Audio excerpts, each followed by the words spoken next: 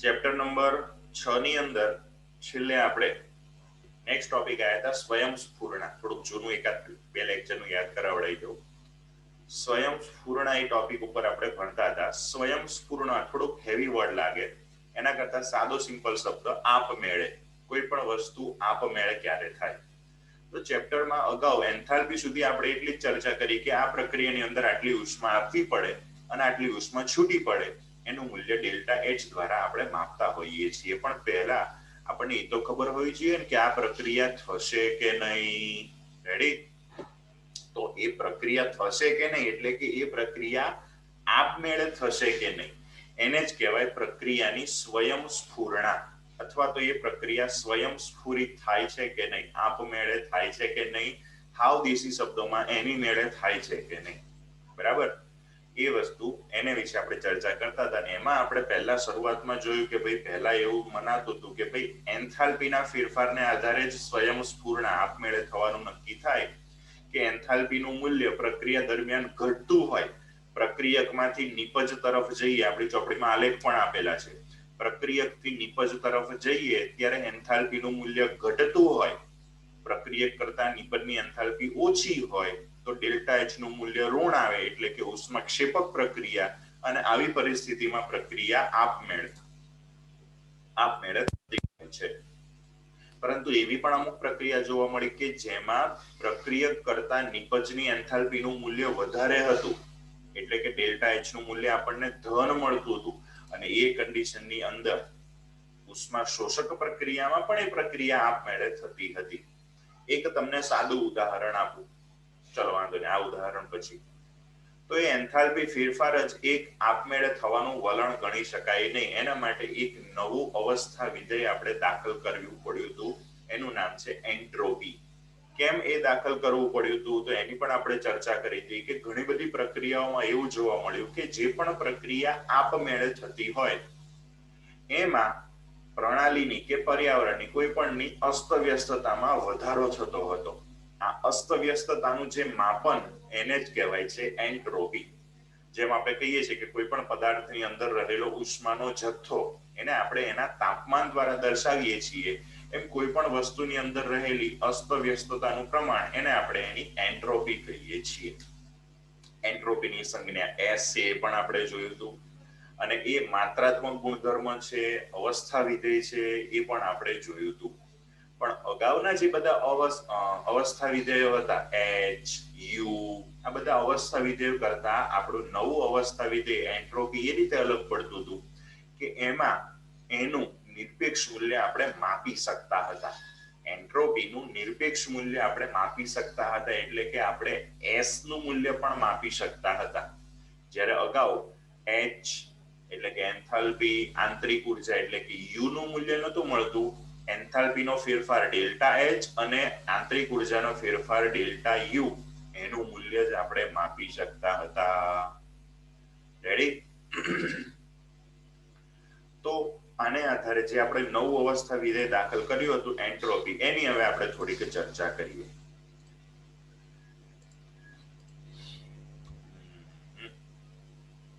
Just a minute. Yes. Entropy અને સ્વયંસ્ફુરણા. બરાબર? તો જો અહીંયા આપણને એક આકૃતિ બતાવેલી છે, દેખાય છે બધાને? હા. તો આ આકૃતિમાં બે પરિસ્થિતિ, એક જ વસ્તુ છે, બે પરિસ્થિતિ. પહેલા એક ચેમ્બર, એક પાત્ર હતું, એમાં વચ્ચે એક દિવાલ જેવું રાખેલું હતું. આ એની એક બાજુ વાયુના કાળા કલરના અણુઓ છે અને બીજી બાજુ વ્હાઈટ કલરના અણુઓ છે. હવે જો હું વચ્ચેથી એક પ્લેટ બ્લુ કલરની કાઢી લઉં તો શું થાય એ આપણને નીચેની આકૃતિમાં બતાવેલું છે. શું થશે? મિશ્ર થઈ જશે. વાયુ A અને વાયુ B અથવા તો કાળા વાયુના અણુઓ અને સફેદ વાયુના અણુઓ એકબીજામાં મિશ્ર થઈ જશે. આપણે કશું કરવું પડશે એ પ્લેટ કાઢી લીધા પછી? ના, આપણે કશું કરવું નહીં પડે. હવે થોડાક સમય પછી હું એ પાત્રના ડાબી બાજુના ભાગમાં જોઉં તો મને કાળા કલરના અણુઓ મળશે કે સફેદ કલરના? બંને કલરના. બંને. પહેલા કેવું હતું કે ડાબી બાજુના ભાગમાં કાળા અણુઓ અને જમણી બાજુના ભાગમાં સફેદ અણુઓ જ મળતા હતા, પણ હવે બંને ભાગમાં બંને પ્રકારના અણુઓ મળે છે. હવે મારે એવું કહેવાય કે બીજી પરિસ્થિતિમાં કાળા કલરના વાયુના અણુઓની અસ્તવ્યસ્તતા વધી ગઈ. હા કેમ કે પહેલા આટલા ભાગમાં જ મળતા હતા, હવે ગમે ત્યાં મળે છે. મેં તમને ઉદાહરણ પણ આપ્યું હતું કે તમે ક્લાસમાં બેઠા હો અને પછી તમે રિસેસમાં, તો ક્લાસમાં જે તમે વ્યવસ્થિત રીતે બેઠા હો તો રિસેસની અંદર તમે હાવ ગમે એમ દોડાદોડી ના કરતા હોય, પણ થોડાક તો અવ્યવસ્થિત અસ્તવ્યસ્તતા તમારી અંદર હોય. એમ અહીંયા આ પ્રક્રિયાની અંદરથી આપણને એક વસ્તુ એવી શીખવા મળી કે એ પ્રક્રિયા આપમેળે થતી હતી, અને આપમેળે થતી આ પ્રક્રિયાની અંદર જે અવ્યવસ્થા કે જેનું માપન આપણે એન્ટ્રોપી અવસ્થા વિધેય દ્વારા કરીએ છીએ, એ અવ્યવસ્થા એન્ટ્રોપીનું મૂલ્ય વધ્યું. તો એક તારણ એવું નીકળ્યું કે આપમેળે થતી પ્રક્રિયાઓમાં અવ્યવસ્થા એટલે કે એન્ટ્રોપીનું મૂલ્ય વધે છે. ચલો આને આધારે થોડુંક આ વસ્તુ તો આપણે જોયું, એની અહીંયા સુધી આપણને સમજૂતી આપેલી છે. જો અહીંયાથી શરૂ કરી અને છેક અહીંયા સુધી આ ઉપર જે આકૃતિ છે ને એનું વર્ણન આપણને સમજૂતી આપેલી છે. હવે આગળ ધીમે ધીમે આપણે જઈએ. જે આપણે વાત કરી તે પહેલા કે નવ ઉષ્માગતિકીય વિધેય એટલે કે એન્ટ્રોપી અને એસ વડે દર્શાવાય છે કે જે અસ્તવ્યસ્તતાને અભિવ્યક્ત કરે છે. આગળ જઈએ એની અંદર. યસ યસ અલગ કરેલી પ્રણાલીમાં જેટલી વધારે અસ્તવ્યસ્તતા તેટલી જ વધારે એન્ટ્રોપી, કારણ કે એન્ટ્રોપી શું છે? અવ્યવસ્થાનું માપ. આ ચોપડીની એક એક લાઈન મારે કેમ સમજાવવી પડે છે? કેમ કે આગળ જે વસ્તુ હતી એ તમે કદાચ જાતે થોડીક વાંચો ને તો પણ તમને ખબર પડી જાય એમાંથી, પણ અહીંયાની જે બધી વસ્તુ છે ને લાઈનો, એ થોડીક વિચિત્ર ટિપિકલ છે. એટલે મારે એક એક લાઈન તમને સમજાવવી પડે છે કે જેથી કરીને વાંચતી વખતે તમારે તકલીફ ના પડે. હવે આ તો આપણે કોઈ પ્રણાલી માટે, જેમ કે વાયુ સ્વરૂપની પ્રણાલી કે એના માટે આપણે ચર્ચા કરીએ હતી. હવે કેમિસ્ટ્રીની અંદર તો આપણે રાસાયણિક પ્રક્રિયાઓ સાથે લેવા દેવા છે. તો એમાં કઈ રીતે? તો જ્યાં સુધી રાસાયણિક પ્રક્રિયાઓનો સંબંધ છે ત્યાં સુધી આ એન્ટ્રોપી ફેરફાર પ્રક્રિયકોમાંના પરમાણુઓ અથવા આયનોની એક ભાતમાંથી નિપજોના પરમાણુઓમાં ફેરગોઠવણી તરીકે ગણી શકીએ. એટલે રાસાયણિક પ્રક્રિયા માટે આપણે શરૂઆતની અવસ્થા એટલે કે પ્રક્રિયકો લઈએ અને અંતિમ અવસ્થા એટલે કે નિપજો. તો આપણે કીધું એમ, જો કોઈ પણ પ્રક્રિયા આપમેળે થતી હોય તો એન્ટ્રોપી વધવી જોઈએ. તો પ્રક્રિયકમાંથી નિપજમાં રૂપાંતરણ થાય એ દરમિયાન જો એન્ટ્રોપીનું મૂલ્ય વધતું હશે, પ્રક્રિયકમાંથી નિપજમાં રૂપાંતરણ થાય એ દરમિયાન જો એન્ટ્રોપીનું મૂલ્ય વધતું હશે તો એ પ્રક્રિયા આપમેળે થતી હશે. એવું કહેવાય કે ના કહેવાય? એટલે કહેવાય કે ના કહેવાય? કહેવાય. ચલો આગળ જઈએ. જો નિપજોની રચના પ્રક્રિયકોની રચના કરતા વધારે અસ્તવ્યસ્ત હશે તો પરિણામે એન્ટ્રોપીમાં વધારો થશે. રાસાયણિક પ્રક્રિયા સાથે સંકળાયેલ એન્ટ્રોપી ફેરફાર પ્રક્રિયામાં ભાગ લેતી સ્પીસીસને રચનામાં ધ્યાનમાં લઈને ગુણાત્મક રીતે કરી શકીએ છીએ. આમાં કઈ બુક પડવા જેવું છે નહીં. રચનામાં નિયમિતતાના ઘટાડાનો અર્થ એન્ટ્રોપીમાં વધારો. બહુ વિચિત્ર રીતે આ વસ્તુ અહીંયા આપેલી છે. રચનામાં નિયમિતતાનો ઘટાડો, આનો મીનિંગ શું થશે? કોઈને ખ્યાલ આવે છે? અસ્તવ્યસ્તતાનો વધારો. નિયમિતતા ઘટે એટલે અનિયમિતતા, અસ્તવ્યસ્તતા વધે, અને અસ્તવ્યસ્તતા વધે એટલે એન્ટ્રોપી વધે. કહેવાય એવું? આગળ આપેલ પદાર્થ માટે સ્ફટિકમય ઘન અવસ્થા સૌથી ઓછી એન્ટ્રોપી હોય છે, જ્યારે વાયુ અવસ્થામાં સૌથી વધુ એન્ટ્રોપી હોય છે. આ કહેવાય આવું કે ના કહેવાય? કહેવાય. કહેવાય. કેમ? ઘનની અંદર બધા અણુ એકદમ મસ્ત વ્યવસ્થિત રીતે ગોઠવાયેલા હોય, જ્યારે પ્રવાહીમાં થોડાક છૂટા અલગ અલગ હોય, અસ્તવ્યસ્ત હોય, અને વાયુમાં તો ગમે એમ ફરતા હોય, એટલે અસ્તવ્યસ્તતા વધતી રહેતી હોય. હવે આપણે એન્ટ્રોપીને પરિમાણાત્મક કરીએ એટલે કે એનું મૂલ્ય નક્કી કરવાનું આગળ વિચારીએ. ક્રમ વિહીનતા અથવા અસ્તવ્યસ્તતાનો અંશ ગણવાની એક રીત એ છે કે અણુઓ વચ્ચે વહેંચાયેલી ઉર્જાની ગણતરી સાંખ્યકીય પદ્ધતિથી કરીએ, પરંતુ તે આ ઉકેલની પેલે પાર છે. તો અત્યારે શું કરવા હમણાં લો છો? રેડી? બીજો માર્ગ એ છે કે આ પ્રક્રમમાં સમાયેલ ઉષ્મા સાથે આ પ્રક્રમને સંબંધિત કરીએ અને એન્ટ્રોપીની ઉષ્માગતિકીય સંકલ્પના બને. એટલે આગળ જો આપણે એન્ટ્રોપી એટલે શું? એન્ટ્રોપી એટલે અસ્તવ્યસ્તતામાં અસ્તવ્યસ્તતા. એટલે આટલા એરિયામાં જો અણુઓ આટલી રીતે ગોઠવાયેલા હોય તો એ વ્યવસ્થિત કહેવાય. પછી જેટલા એની જગ્યાએથી હલે એટલા અસ્તવ્યસ્ત કહેવાય. અસ્તવ્યસ્તતા એટલે કે એન્ટ્રોપી માપવું હોય તો શું કરવું પડે? આ અણુ એની જગ્યાએથી કેટલો ખસ્યો, આ અણુ એની જગ્યાએથી કેટલો ખસ્યો, આ અણુ એની જગ્યાએથી કેટલો ખસ્યો, આટલી માથાકૂટ બધી કરવી પડે ને? હા કે ના? એ બહુ વધારે માથાકૂટીઓ થઈ જાય. એના કરતા આપણે જો એન્ટ્રોપીને એ પ્રક્રિયાની ઉષ્મા સાથે સંબંધિત કરી દઈએ તો ઈઝી થઈ જાય કે ના થઈ જાય? થઈ જાય. જો પ્રક્રિયા આપણને કોઈ પણ પ્રક્રિયા માટે ડેલ્ટા એચ નું મૂલ્ય મળે કે ના મળે? મળે. ઓહમ કેલરીમીટર થી માપતા તે રીતે. અને ના મળતું હોય, ડેલ્ટા યુ નું મૂલ્ય હોય તો delta you plus delta NGRT ને આધારે ડેલ્ટા એચ મળી જાય. અને ડેલ્ટા એચ પરથી જો ડેલ્ટા એસ મળી જતું હોય અથવા તો એસ મળી જતું હોય તો એ એકદમ ઈઝી થઈ જાય. પેલી બધી માથાકૂટ કરવી મટી જાય. એટલે અહીંયા લખ્યું કે બીજો માર્ગ એ છે કે આ પ્રક્રમમાં સમાયેલ ઉષ્મા સાથે આ પ્રક્રમને સંબંધિત કરીએ કે જેથી એન્ટ્રોપી ઉષ્માગતિકીય સંકલ્પના બને. એટલે કે ઉષ્મા સાથે એ સંકળાયેલું હોય. અન્ય ઉષ્માગતિકીય ગુણધર્મો જેવા કે આંતરિક ઉર્જા, એન્થાલ્પી, એ બધા અવસ્થા વિધેય છે. એ જ પ્રમાણે એન્ટ્રોપી પણ અવસ્થા વિધેય છે. એટલે કે કેવી રીતે તમે અસ્તવ્યસ્તતા ઉત્પન્ન કરો છો એની સાથે કોઈ લેવા દેવા નથી. આગળની પેલી આકૃતિ યાદ છે તમારી પાસે? ચોપડી હોય તો એમાં તમે જોઈ પણ શકો છો. આકૃતિ આગળની પેલું બોક્સ દેખાય છે તમને પહેલી આકૃતિમાં? ઓકે. હવે આપણે કોઈ પાત્રમાં વાયુ ભરેલો છે, એની અસ્તવ્યસ્તતામાં વધારો કેવી રીતે કરી શકીએ? વિસ્તરણ કરાવીને. પાણી ભરેલું છે આપણે કોઈ પણ પાત્રની અંદર. પાત્રની અંદર પાણી ભરેલું છે, પાણીના અણુઓ ગતિ કરતા હશે, એની ગતિ મતલબ કે એની અસ્તવ્યસ્તતા વધારે કેવી રીતે કરી શકીએ? અંદર હલાવીએ તો એ થાય? ગરમ કરવાથી. મતલબ કે તમે ગમે તે રીતે કરી શકો. આપણે તો શરૂઆતની પરિસ્થિતિ અને અંતિમ પરિસ્થિતિ સાથે લેવા દેવા છે. હા કે ના? મતલબ કે આપણો જે એન્ટ્રોપી છે એ કેવું થયું? અવસ્થા વિધેય થયું. આટલું આપણે અહીંયા સાબિત કર્યું. આગળ જઈએ. હવે તાપમાન વધે એમ એન્ટ્રોપી વધે એ આપણને સમજાવશે. જો જ્યારે પ્રણાલીમાં ઉષ્મા ઉમેરવામાં આવે છે ત્યારે આણ્વીય ગતિમાં વધારો થાય છે. એટલે કે અણુઓની ગતિ વધે ગરમ કરીએ એટલે. આપણને ખબર છે શિયાળામાં કેવા ઠરી બેસી જઈએ છે, પણ ઉનાળામાં ક્યાંય શાંતિથી બેહીએ નહીં.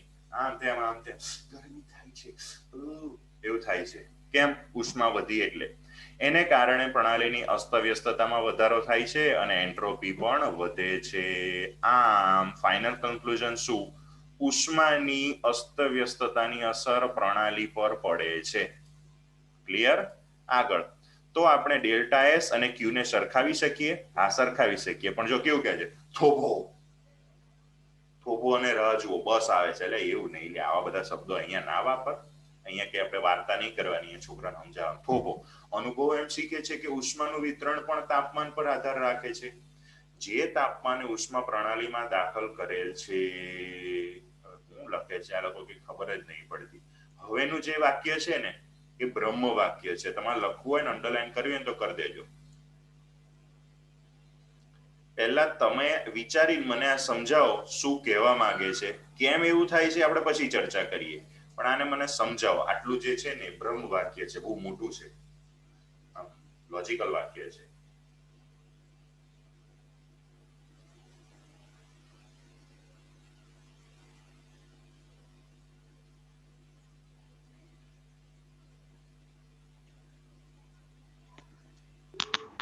ઊંચા તાપમાને રહેલી પ્રાણી એટલે વાયુ તરીકે લઈએ, એ એના અણુઓ અસ્તવ્યસ્ત હોય છે.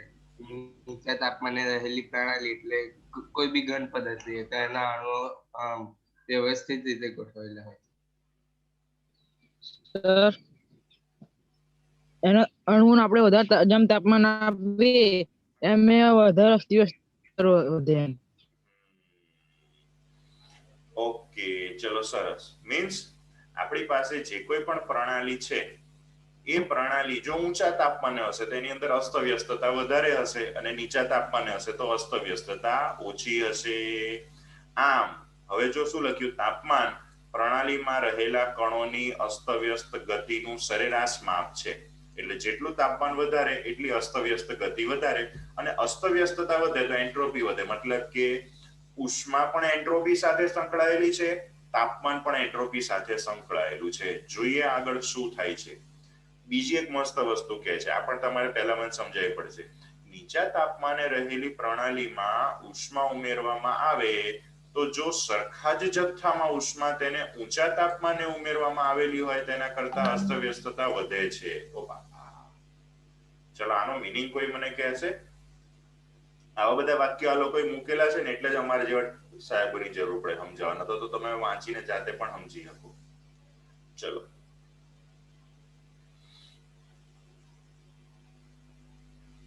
આ વાક્ય જે મને સમજાવ્યું કોઈ ટીચરની જરૂર નહીં.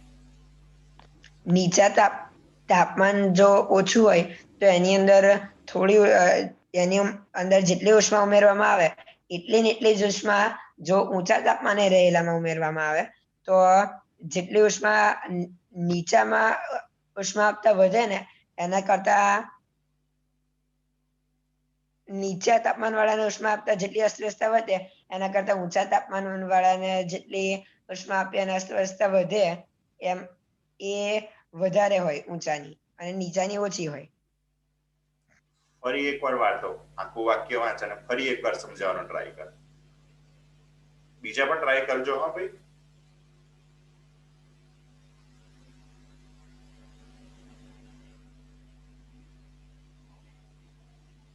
કેમિસ્ટ્રીનું સૌથી ઓકવર્ડ ચેપ્ટર કહેવાય ને એ આ ઉષ્માગતિશાસ્ત્ર, થર્મોડાયનેમિક્સ કહેવાય. અને એની અંદર જો તમને સમજતા આવડી ગયું તો બીજા કોઈ ટોપિકમાં બીજા કોઈમાં વાંધો નહીં આવે. નહીં ઇનઓર્ગેનિક કેમિસ્ટ્રી વાંધો આવે, નહીં ઓર્ગેનિક કેમિસ્ટ્રી વાંધો આવે. કોઈ સમજાવવા વાળું હોય કે ના હોય? ચલો, નીચા તાપમાનમાં જેટલી ઉષ્મા નીલને બોલવા દે, નીલને બોલવા દે. બોલો નીલ. નીચા તાપમાને જેટલી ઉષ્મા, એટલે નીલ છે કે સુજલ છે? સુજલ બોલું છું સર. બંનેનો અવાજ સરખા આવે છે એટલે સોરી. એટલે નીચા તાપમાને જેટલી એ પ્રણાલીમાં ઉષ્મા ઉમેરવામાં આવે છે તો એ પ્રમાણેનું ઊંચા તાપમાનમાં એટલી જ જથ્થામાં ઉષ્મા ઉમેરવામાં આવે તો નીચા તાપમાને રહેલી પ્રણાલી કરતા ઊંચા તાપમાનની પ્રણાલીની અસ્તવ્યસ્તતા વધશે નીચા તાપમાન કરતા. સર હું ઉલટું બોલ્યો. તું બોલે. હવે દેવી બેને હાથ ઊંચો કરે એને બોલવા દો.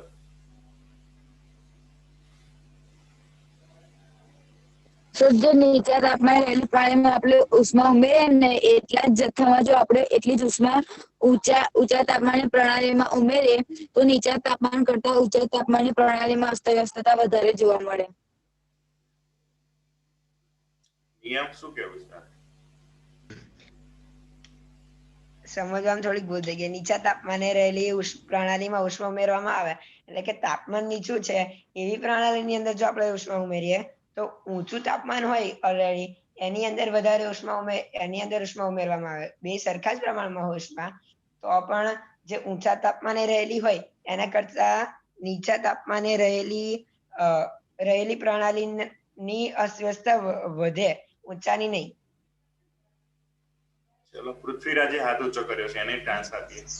હેલો સર, જો ઉષ્મા તો બંનેમાં સરખી જ ઉમેરવામાં આવે છે તો નીચા તાપમાને પ્રણાલી હોય એમાં ઉષ્મા વધારીએ તો અસ્તવ્યસ્તતા એમાં વધે. એના કરતા જો ઊંચા તાપમાને તો અસ્તવ્યસ્તતા હોય જ તો એમાં ઉમેરીએ એમાં વધે, એના કરતા નીચા તાપમાને ઉમેરીને એમાં વધારે વધે. તો બે જણાનું સેમ થયું, બીજા બે જણાનું સેમ થયું. જો નિયમ અને પૃથ્વીરાજ બોલ્યો ને એ બંનેનું સેમ આવ્યું, અને વૈદેહી અને સુજલ બોલે એ બંનેનું સેમ આવ્યું, પણ બંનેમાં સેજ ઊંધું કીધું. જો પ્રેક્ટિકલ પહેલા કન્ડિશન સમજાવું પછી કોનું શું હતું એ તમને સમજાવું. પ્રેક્ટિકલ કન્ડિશન હું તમને એક ઉદાહરણ લઈને સમજાવું કે મારી પાસે 1 લીટર ભરેલા બે પાણીના ગ્લાસ છે અથવા તો પાણી ભરેલા બીકર છે. કેટલું પાણી છે? 1 લીટર. બંને 1 લીટર છે, બરાબર. બંનેમાં હું એક સરખી ઉષ્મા આપું છું 100 કિલોજૂલ. કેટલી ઉષ્મા આપું છું? 100 કિલોજૂલ. 100 કિલોજૂલ 100 ઉષ્મા આપું છું. કિલોજૂલ. એટલે કે બંનેની અસ્તવ્યસ્તતામાં વધારો થશે ઉષ્મા આપું છું એટલે. હા. પણ એક જે પાણી છે ને, પહેલા નંબરનું પાણી, એ અત્યારે શિયાળામાં રાખેલું છે, એટલે કે 10-15 ડિગ્રી સેલ્સિયસ વાળું છે, બરાબર. અને બીજું જે પાણી છે ને, એને મેં નાહવા માટે ગરમ કરેલું છે, એટલે 50-60 ડિગ્રી સેલ્સિયસ જેટલું પાણી છે. પહેલું પાણી કેટલું કદ? 1 લીટર. 1 લીટર. પાણીનું કદ 1 લીટર. 1 લીટર. પહેલા પાણીને કેટલી ઉષ્મા આપું છું હું? 100 કિલોજૂલ. 100 કિલોજૂલ. આપું છું. 100 કિલોજૂલ. ડિફરન્સ કઈ જગ્યાએ પડ્યો? તાપમાનમાં. પરિસ્થિતિ. બંનેના તાપમાનમાં. તાપમાનમાં 10-15 ડિગ્રી સેલ્સિયસે પાણી રાખેલું હશે, એને હું 100 કિલોજૂલ ઉર્જા આપું, એટલે કે એને બી બંનેને ગરમ કરીએ તો જ ઉષ્મા આપીશું આપણે. તો 100 કિલોજૂલ ઉષ્મા બંનેને આપું છું, તો એ પેલા 10-15 ડિગ્રી સેલ્સિયસ વાળામાં જેટલો વધારો થશે ને અસ્તવ્યસ્તતામાં, એટલો આમાં વધારો નહીં થાય. આવું અહીંયા કહેવા માંગે છે. 10-15 ડિગ્રી સેલ્સિયસ વાળું જે પાણી હતું, એની અસ્તવ્યસ્તતામાં જે વધારો થશે, પહેલા હતી એના કરતા અત્યારે જે વધારો થશે, એટલો 50 ડિગ્રી સેલ્સિયસ વાળામાં નહીં થાય. કેમ નહીં થાય? તો કે ભાઈ, એ 50 ડિગ્રી સેલ્સિયસ વાળામાં ઓલરેડી અસ્તવ્યસ્તતા વધારે જ હતી, કેમ કે તાપમાન વધારે હતું એટલે અસ્તવ્યસ્તતા વધારે હતી. હવે જો થોડુંક એને ઉષ્મા 100 કિલોજૂલ જ ઉષ્મા એને આપું, પણ એની અસ્તવ્યસ્તતામાં થોડોક જ વધારો થશે. બીજું એને સમજાવવા પ્રેક્ટિકલ ઉદાહરણ આપું તો મગજમાં ઇઝીલી ફિટ થાય. જો મને એકાદ જણ જવાબ આપજો. 2 છોકરા છે, એક છોકરાના 40 માર્ક્સ છે અને બીજા છોકરાના 90 માર્ક્સ છે. નિયમ હા. કેટલા માર્ક્સ છે? એકના 40, બીજાના 90. બીજાના 90 છે. બંને રેગ્યુલર જે વાંચે છે એના કરતા 1 કે 2 કલાક વધારે વાંચવાનું શરૂ કરશે હવેથી. હા કે ના? હા. તો પેલા કોના માર્ક્સ કેટલા વધશે કહી શકું? 40 વાળાના 50-55 સુધી થઈ જાય, 50-55. પણ 90 વાળાના માંડ 92-93 થાય. હા, 40-50 માર્ક્સ જેના આવતા હતા એ ઓલરેડી ભાઈ ઓછું જ વાંચતો હતો પહેલેથી. હવે એ વાંચવામાં 1-2 કલાક વધારી દે તો એનું રિઝલ્ટ 40 માંથી 50-55 માર્ક સુધી પહોંચી જાય. પણ પેલો 90 માર્ક લાયો તો કેટલા આંચકા માર્યા હશે ત્યારે 90 પહોંચ્યો હશે. હવે 1-2 કલાક વધારવાથી કઈ એના 90 થી 91-92 કે વધીને 95 માર્ક્સ થાય. એના માર્કમાં કઈ ડાયરેક્ટ 100 ના પહોંચી જાય. કહેવાનો મીનિંગ એટલો કે ઓછા માર્ક્સ હોય અને વધારે માર્ક્સ હોય, ઓછા માર્ક્સ વાળાને અને વધારે માર્ક્સ વાળાને સેમ મહેનત કરતા ઓછા માર્ક્સ હોય એના માર્ક્સમાં થતો વધારો વધારે માર્ક્સ વાળાના માર્કમાં થતા વધારા કરતા વધારે હશે. આ બાજુ વધારો વધારે હશે. સેમ વસ્તુ અહીંયા નીચા તાપમાને કોઈક પદાર્થ હોય, કોઈક પ્રણાલી હોય અને ઊંચા તાપમાને કોઈક પ્રણાલી હોય, બંનેનું તાપમાન વધારતા એક સરખું વધારતા એટલે કે બંનેને એક સરખી ઉષ્મા આપતા નીચા તાપમાન વાળી પ્રણાલીની અસ્તવ્યસ્તતામાં જે વધારો થાય છે એટલો વધારે તાપમાન વાળી પ્રણાલીમાં થશે નહીં, કેમ કે ઓલરેડી એમાં અસ્તવ્યસ્તતા વધારે જ હશે. એટલે આની અંદર કોઈને હવે ડાઉટ છે?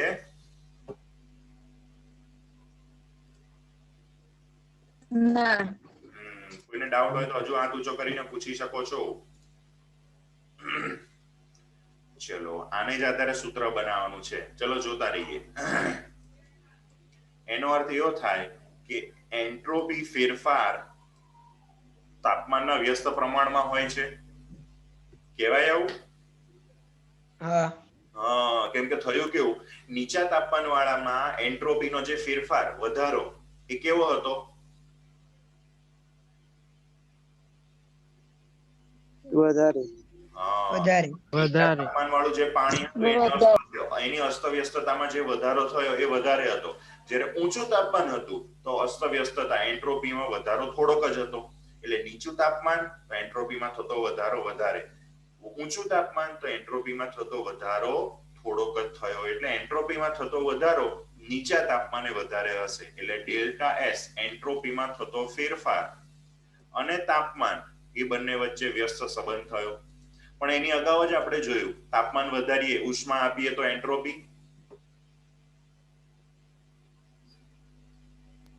વધે.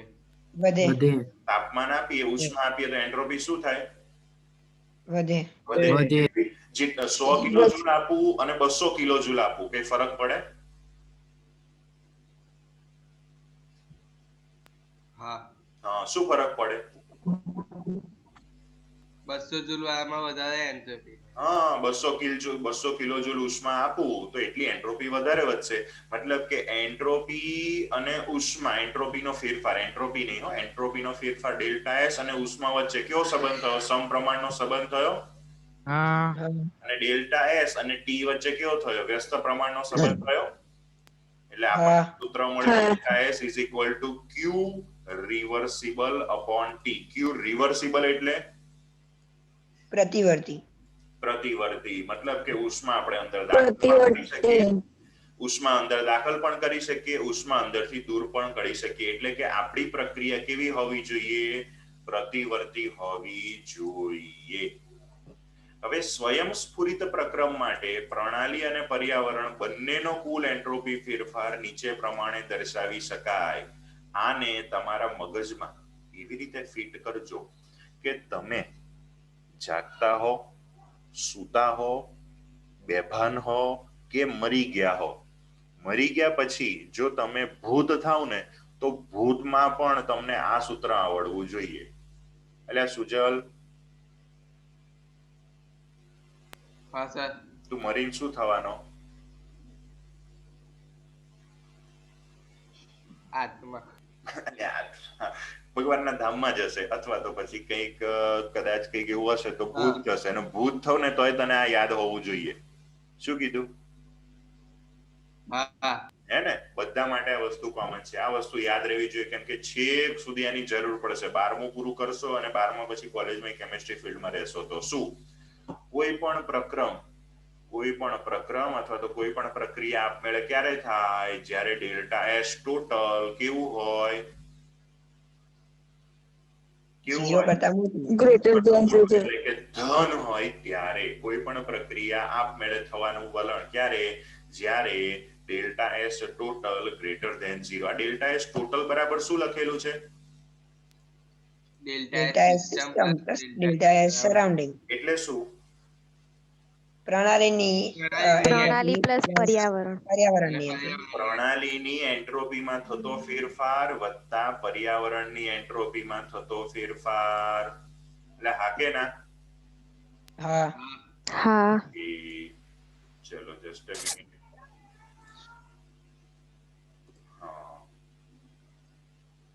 પ્રણાલીની એન્ટ્રોપીમાં થતો ફેરફાર અને પર્યાવરણની એન્ટ્રોપીમાં થતો ફેરફાર. આખી દુનિયાને આપણે બે ભાગમાં ડિવાઈડ કરી હતી ને? કયા બે ભાગ? પ્રણાલી અને પ્રણાલી અને પર્યાવરણ. પર્યાવરણ. પ્રણાલી અને પર્યાવરણ. પ્રણાલીની એન્ટ્રોપીમાં થતો ફેરફાર અને પર્યાવરણની એન્ટ્રોપીમાં થતો ફેરફાર એટલે આખા વિશ્વની એન્ટ્રોપીમાં થતો ફેરફાર કહેવાય. ડેલ્ટા એસ ટોટલ એટલે શું? આખા વિશ્વની એન્ટ્રોપીમાં થતો ફેરફાર કેવો હોવો જોઈએ?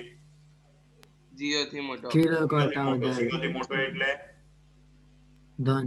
ધન હોવું જોઈએ.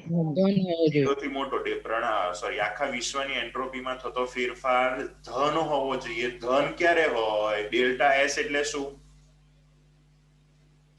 એન્ટ્રોપી ફેરફાર. એન્ટ્રોપીમાં થતો ફેરફાર. ફેરફાર એટલે શું? નિપજો માઇનસ નિપજો પ્રક્રિયા. નિપજો માઇનસ પ્રક્રિયકો. હે ને? એટલે કે શરૂઆતની અને અંતિમ એન્ટ્રોપી. તો શરૂઆતની એન્ટ્રોપી કરતા અંતિમ એન્ટ્રોપીનું મૂલ્ય વધારે હોવું જોઈએ કે ઓછું? વધારે. અંતિમનું વધારે. રેડી? શરૂઆતની એન્ટ્રોપી એટલે કે પ્રક્રિયકોની એન્ટ્રોપી કરતા, પ્રક્રિયકોની અસ્તવ્યસ્તતા કરતા નિપજોની એટલે કે અંતિમ એન્ટ્રોપી કેવી હોય? વધારે હોય. અંતિમ એન્ટ્રોપી વધારે હોય, શરૂઆતની એન્ટ્રોપી ઓછી હોય, તો અંતિમ માઇનસ પ્રારંભિક કરીએ તો જવાબ કેટલો આવે? ધન આવે. તો કોઈ પણ પ્રક્રિયા આપમેળે થવા માટે આખા વિશ્વની એન્ટ્રોપીનું મૂલ્ય શું થવું જોઈએ? વધવું જોઈએ. આને કહેવાય ઉષ્માગતિશાસ્ત્રના બીજા નિયમનું પહેલું વિધાન. ઉષ્માગતિશાસ્ત્રનો જે બીજો નિયમ છે એમાં બે વિધાનો છે. પહેલો વિધાન એન્ટ્રોપી સાથે રિલેટેડ છે, એની આપણે અત્યારે ચર્ચા કરી કે આપમેળે સ્વયંસ્ફુરિત તથા કોઈ પણ પ્રક્રમમાં કોઈ પણ પ્રક્રિયામાં આખા વિશ્વની એન્ટ્રોપી વધે. ઓકે ના નિયમ? હા પેલો સવાલ કઈ યાદ આવ્યો તને?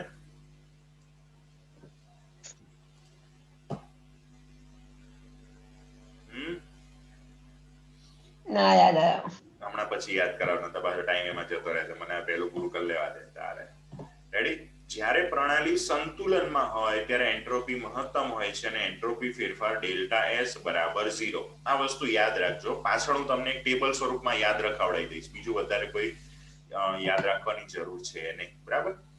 આપણે કહી શકીએ કે સ્વયંસ્ફુરિત પ્રક્રમ માટે એન્ટ્રોપી વધે છે અને સંતુલન તે મહત્તમ થાય છે.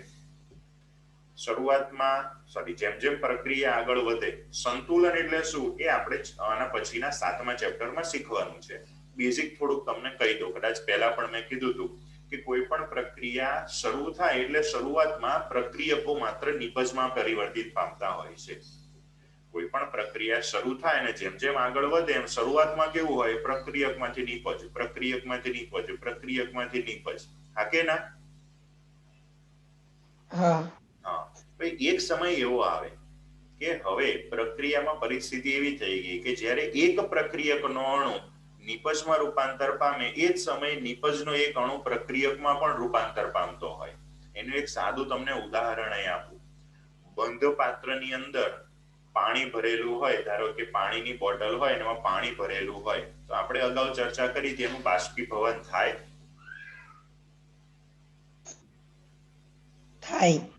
એટલે અત્યારે શિયાળા ઠંડી છે, વિચાર કરીને બોલ.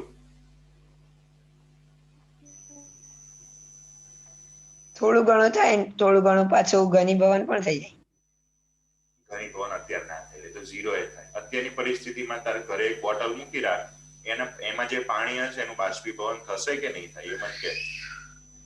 થાય હે ને? તો બધું પાણી ઉડી જશે ને બોટલનું? બોટલ બંધ છે તો ઉપર ચોટી જશે. બોટલ બંધ છે? મેં ક્યાં કીધું બોટલ બંધ છે? બોટલ ખુલ્લી હશે કે બંધ હશે ફરક પડશે ને? ખુલ્લી હશે તો શું થશે? ઉડી જશે. પાણી ઉડી જશે. આપણે પોતું મારીએ છીએ, પાણી તરત સુકાઈ જાય છે શિયાળામાં. હારું, બોટલ બંધ હોય શું થાય? ચોટી જાય ઉપર. એટલે પાણીનું બાષ્પીભવન ના થાય પછી? થાય ને. તો તું કહું છું ને ઉપર ચોંટી જાય. બાષ્પીભવન તો થાય, પણ બાષ્પીભવન થઈને ઉપરની જ્યાં પાણી ના હોય એવી દિવાલો પર ચોંટી જાય અને પાછું ધીમે ધીમે પાછું પાણીમાં આવી જાય. એટલે કે પાણીનું બાષ્પમાં પણ રૂપાંતર થાય અને એ બાષ્પ પાછી ઠરીને પાણીમાં પણ રૂપાંતરણ પામે ને? આને કહેવાય સંતુલન. તું અત્યારે બોટલ આમાં હલાવી અને મૂકું ને એટલે અત્યારે પ્રક્રિયક પાણી છે તારી પાસે. એટલે પછી શરૂઆતમાં કેવું હશે? પાણીની બાષ્પ એટલે કે પાણીની વરાળ, પાણીની વરાળ, પાણીની વરાળ. શરૂઆતમાં ક્યાંય તને ઉપર ટીપા બાજેલા નહીં દેખાય. પાણીમાંથી વરાળ, પાણીમાંથી વરાળ, પાણીમાંથી વરાળ. અમુક સમય જશે ને પછી કેવું થશે? પાણી થોડાક જેટલા પાણીની વરાળ બનશે એટલું જ વરાળ પાછી ઠરીને પાણી બનશે. આને સંતુલન આવી ગયું કહેવાય. અને જ્યારે કોઈ પણ પ્રક્રિયામાં, કોઈ પણ પ્રણાલીમાં સંતુલન આવી જાય એ પરિસ્થિતિમાં ડેલ્ટા એસ નું મૂલ્ય 0 થાય. બરાબર? ઓકે. હવે જો કોઈ પ્રક્રમ સ્વયંસ્ફુરિત હોય તો શરૂઆતમાં એન્ટ્રોપી એની વધતી જાય અને સંતુલન કેવી થાય? મહત્તમ થાય. બરાબર? સંતુલન આવી ગયા પછી શું થાય એ હવે થોડુંક ચેપ્ટર નંબર 7 માટે બાકી રહેવા દો, તો બધું અત્યારે જ સમજાઈ દો.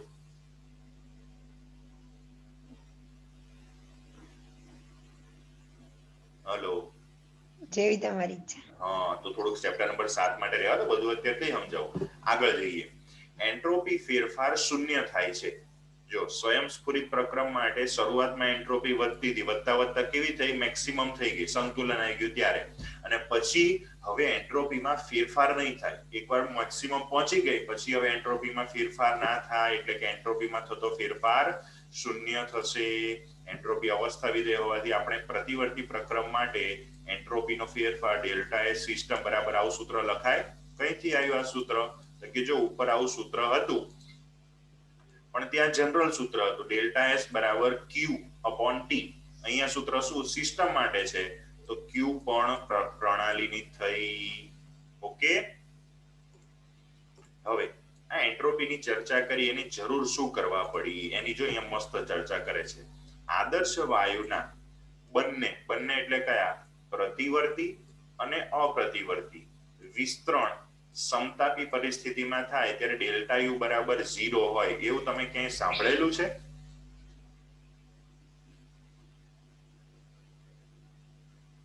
સાંભળ્યું છે તમે ક્યાંય? આપણે થિયરી આગળ ભણ્યા હતા, તમને યાદ હોય તો, આદર્શ વાયુનું મુક્ત વિસ્તરણ યાદ છે? આદર્શ વાયુનું મુક્ત વિસ્તરણ, એમાં ઘણા બધા ક્યુ અને ઉષ્મા અને કાર્ય ક્યુ અને ડબલ્યુ ના અંદરના સંબંધ હતા, આપણી ચોપડીમાં આગળ હતું. ચલો હું તમને થોડુંક બતાવું, આગળ લઈ જઈ.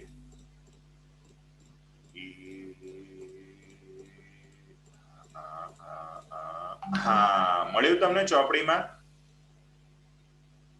આદર્શ વાયુનું સમતાપી અને મુક્ત વિસ્તરણ? ડેલ્ટા યુ બરાબર 0 આવું આપણે લખ્યું, યાદ આવ્યું? હા, એટલે આ પણ ઉષ્માગતિ શાસ્ત્રના પ્રથમ નિયમ પ્રમાણે શું છે? ડેલ્ટા યુ બરાબર Q plus W. હવે સમજો, આદર્શ વાયુનું વિસ્તરણ મુક્ત અવસ્થામાં થતું હોય, મુક્ત વિસ્તરણ થતું હોય અને સમતાપી હોય તો એ પરિસ્થિતિમાં ડેલ્ટા યુ બરાબર શું લખેલું? 0. હા કે ના? ડેલ્ટા યુ બરાબર 0 છે તો Q plus W બરાબર પણ 0 થાય, એટલે Q બરાબર -W લખાય. કેવા કાર્ય માટે? પ્રતિવર્તી કે અપ્રતિવર્તી પ્રક્રમ માટે?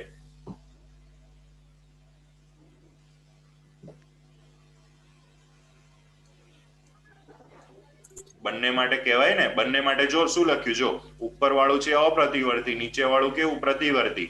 તો બંનેમાં શું લખ્યું? Q બરાબર -W, Q બરાબર -W છે. હા કે ના? Q બરાબર -W ક્યારે થાય? જ્યારે Q વત્તા W બરાબર 0, અને Q વત્તા W બરાબર 0 એટલે કે ડેલ્ટા U બરાબર 0. મતલબ કે આદર્શ વાયુ માટે સમતાપી પરિસ્થિતિમાં અને શૂન્યાવકાશમાં એટલે કે એનું મુક્ત વિસ્તરણ થતું હોય ત્યારે Q બરાબર -W, અથવા બીજા શબ્દોમાં કહીએ તો ડેલ્ટા U બરાબર 0 કહેવાય કે ના કહેવાય? કહેવાય ને. હવે જો આપણી પાસે માત્ર ડેલ્ટા યુ નું મૂલ્ય હોય, આપણી પાસે ડેલ્ટા યુ આંતરિક ઉર્જાના ફેરફારનું મૂલ્ય હોય તો એને આધારે જે કોઈ પણ પ્રક્રમ આપમેળે થાય છે કે નહીં એ નક્કી ના કરી શકાય. કેમ? જો અહીંયા કીધું છે આપણને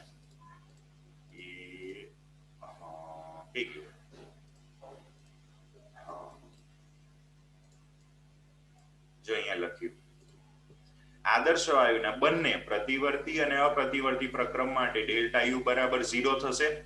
એટલે ડેલ્ટા યુ ના મૂલ્યના આધારે આપણને ના ખબર પડે કે પ્રતિવર્તી છે કે અપ્રતિવર્તી છે, બરાબર? પણ ડેલ્ટા એસ ટોટલ એટલે કે delta S system plus delta S surrounding, delta S total બરાબર આ કહેવાય. એને આધારે ખબર પડે શું?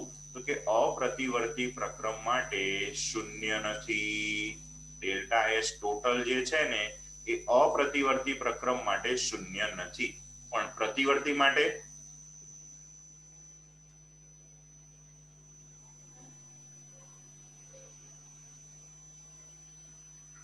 હલો કઈ ના ખબર પડી. ના ખબર પડી. ચલો, પ્રતિવર્તી એટલે શું ને અપ્રતિવર્તી એટલે શું? પ્રતિવર્તી એટલે પાછી આમ મૂળ પરિસ્થિતિમાં આવી જઈએ, અને અપ્રતિવર્તી એટલે ના આવે. પરિસ્થિતિમાં પાછી આવી જાય કે મૂળ પરિસ્થિતિમાં પાછી આવી શકે? આવી શકે. આવી શકે. આવી જ જાય એવું જરૂરી નહીં, હે ને? ઓકે, હવે પાછું પેલું ઉદાહરણ યાદ કરો. બોટલ જોઈ? હા. બોટલને હલાવીને તે મૂકી એટલે શરૂઆતમાં શું થશે? બાષ્પીભવન. બાષ્પીભવન જ થશે ને, એટલે પાણીની વરાળ જ બનશે ને. હા. ત્યારે વરાળનું પાણી બનતું હશે? ના. ના, શરૂઆત ખાલી પાણીની વરાળ, પાણી આપણું પ્રક્રિયક છે, વરાળ આપણી નિપજ છે, એટલે પ્રક્રિયકમાંથી નિપજ, પ્રક્રિયકમાંથી નિપજ, પ્રક્રિયકમાંથી નિપજ, એટલે કે પ્રક્રિયા એક જ દિશામાં જાય છે ને, હા કે ના? હા હા. પણ થોડાક સમય પછી શું આવી જશે? સંતુલન. સંતુલન એટલે શું? મૂળ પરિસ્થિતિમાં પાછી મૂળ પરિસ્થિતિમાં આવી જાય. મૂળ પરિસ્થિતિ નહીં, મૂળ પરિસ્થિતિ એટલે તો પાણી કહેવાય, પાણી વરાળ સોરી પ્યોર પાણી કહેવાય. મૂળ પરિસ્થિતિમાં પાછું પાણી આવી જશે કે વરાળે હશે? વરાળ પણ હશે. હા. એટલે શરૂઆતમાં કેવું હતું કે પ્રક્રિયા એક જ દિશામાં જતી હતી. પ્રક્રિયકમાંથી નિપજ, પ્રક્રિયકમાંથી નિપજ, પાણીમાંથી વરાળ, પાણીમાંથી વરાળ. અમુક સમય પછી પાણીની વરાળ બનતી હતી, એટલે જ વરાળનું પાણી બનતું હતું. જેટલું પાણી વરાળમાં ફેરવાતું હતું એટલું જ વરાળ પાણીમાં ફેરવાતી હતી. એટલે કે પ્રક્રિયા હવે કેવી થઈ ગઈ? પ્રતિવર્તી. હા કે ના? હા. પહેલા પ્રક્રિયા એક જ દિશામાં જતી હતી, પાછી નથી આવતી. એટલે શરૂઆતમાં પ્રક્રિયા કેવી હતી? અપ્રતિવર્તી કહેવાય. હા. અને અમુક સમય પછી હવે પ્રક્રિયા કેવી થઈ ગઈ? પ્રતિવર્તી. બંને દિશામાં થતી હતી ને, પાણીમાંથી વરાળ, વરાળમાંથી પાણી, એટલે એને પ્રતિવર્તી કહેવાય. હા કહેવાય. પ્રતિવર્તી પ્રક્રમ હોય એટલે કે સંતુલનમાં હોય એવું કહેવાય. હા. સંતુલન આવી ગયું પછી જ બંને દિશામાં થવા માંડી ને. અને સંતુલન હોય ત્યારે પ્રતિવર્તી. પ્રતિવર્તી. પણ સંતુલન આવે ત્યારે શું કહેવાય? ડેલ્ટા એસ બરાબર. ઝીરો. મતલબ કે પ્રતિવર્તી પ્રક્રમ માટે સંતુલન હોય, અને સંતુલન હોય ત્યારે ડેલ્ટા એસ 0. હા કે ના? અને અહીંયા શું લખ્યું? ડેલ્ટા એસ ટોટલ નું મૂલ્ય અપ્રતિવર્તી પ્રક્રમ માટે કેવું છે? શૂન્ય નથી. શૂન્ય નથી. મતલબ કે જો ડેલ્ટા એસ નું મૂલ્ય શૂન્ય હોય તો યાદ રાખવાનું કયો delta S? Delta S system surrounding નહીં હો, બંનેનું combine. Delta S total. Delta S total નું મૂલ્ય જો 0 થઈ ગયું તો સંતુલન આવી ગયું છે. અને સંતુલન આવી ગયું હોય તો પ્રક્રિયા બંને દિશામાં પ્રતિવર્તી કહેવાય.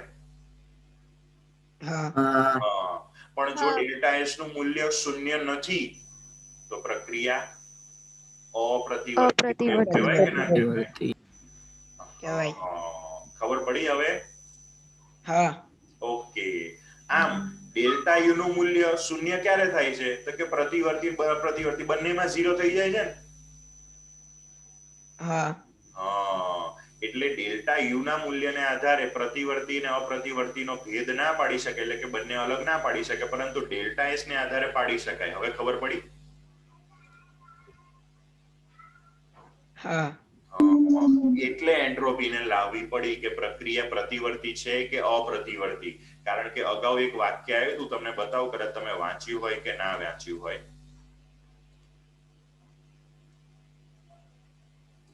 શું લખ્યું છે? સ્વયંસ્ફુરિત પ્રક્રમ એક અપ્રતિવર્તી પ્રક્રમ છે. એટલે જે પ્રક્રમ એવા સ્વયંસ્ફુરિત છે ને એ અપ્રતિવર્તી છે, એક દિશામાં જતા હોય. ખબર પડી? હવે આપણો પ્રક્રમ સ્વયંસ્ફુરિત છે ક્યારે નક્કી થાય? જ્યારે અપ્રતિવર્તી છે ખબર પડે ત્યારે. અને અપ્રતિવર્તી છે ક્યારે ખબર પડે? જ્યારે ડેલ્ટા એસ નું મૂલ્ય શૂન્ય ના હોય તો. હવે જો કોઈ પણ પ્રક્રમ, કોઈ પણ પ્રક્રિયા માટે ડેલ્ટા યુ નું મૂલ્ય ખબર હોય તો ડેલ્ટા યુ તો પ્રતિવર્તી માટે 0 છે અને અપ્રતિવર્તી માટે 0 છે. તો એને આધારે તો આપણને ખબર જ ના પડે કે પ્રતિવર્તી છે કે અપ્રતિવર્તી. અને એક ના ખબર પડે તો પ્રક્રિયા આપણને થશે કે નહીં કેવી રીતે ખબર પડે? માટે એન્ટ્રોપીની એન્ટ્રી થઈ. ઉતર્યું મગજમાં? એટલે હવે મગજમાં કે ના ઉતર્યું? કેમ એન્ટ્રોપીની જરૂર પડી અને એન્ટ્રોપીમાં ક્યારે શું થાય એ? ક્લિયર? એન્ટ્રોપી એટલે શું? હા બોલો ભાઈ. સર છેલ્લું તો સમજાયું ને, એમાં ખાસ ખબર ના પડી. જો આપણે પહેલેથી ચર્ચા શરૂ કરી કે ભાઈ ડેલ્ટા યુ નું મૂલ્ય એટલે કે આંતરિક ઉર્જાના ફેરફારનું મૂલ્ય પ્રતિવર્તી માટે 0 કે અપ્રતિવર્તી માટે 0?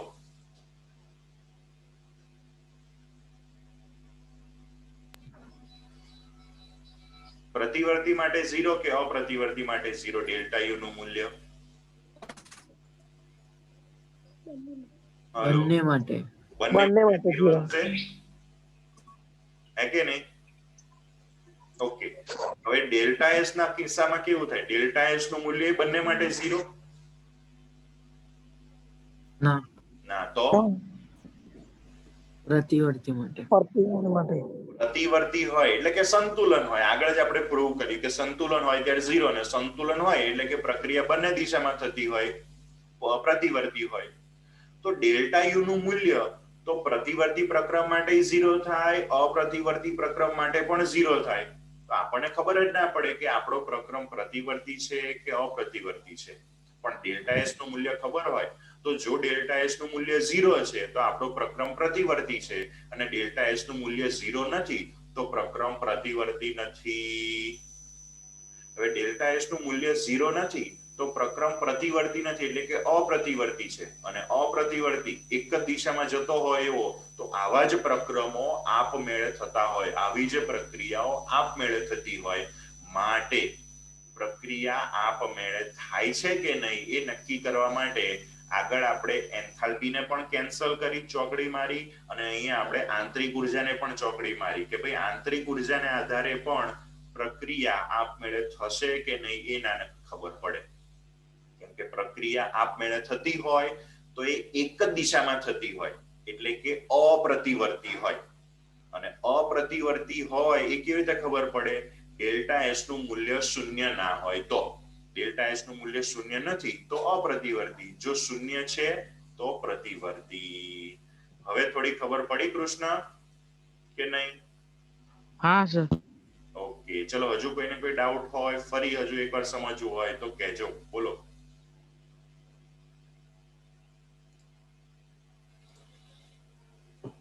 ચાલો ચાલો ચાલો,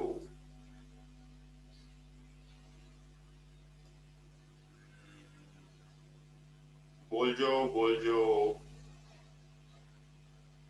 ઓકે, તો આજના સેશનમાં આપણે એન્ટ્રોપી વિશેની આટલી ચર્ચા રાખીએ.